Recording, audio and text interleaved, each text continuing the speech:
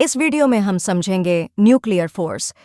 जैसा कि हम जानते हैं कि एटम के न्यूक्लियस में प्रोटॉन और न्यूट्रॉन होते हैं और उसके ऑर्बिट में इलेक्ट्रॉन्स होते हैं।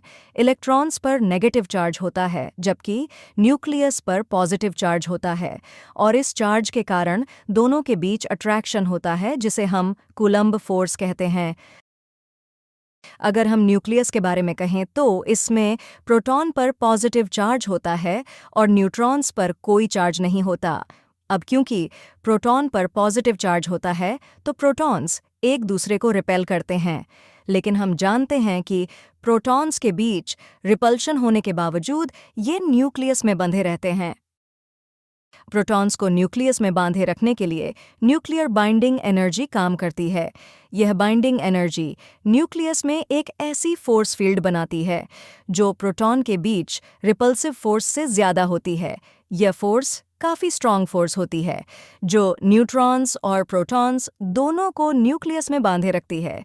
इस फोर्स को हम न्यूक्लियर फोर्स कहते हैं। न्यूक्लियर फोर्स बहुत शॉर्ट रेंज में काम करते हैं।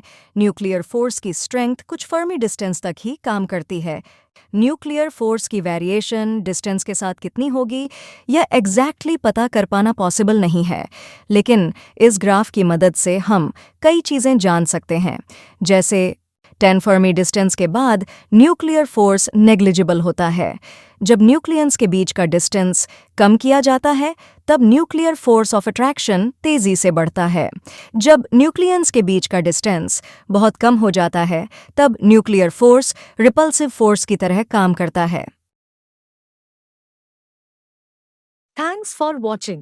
If you like this video, please like and subscribe our channel.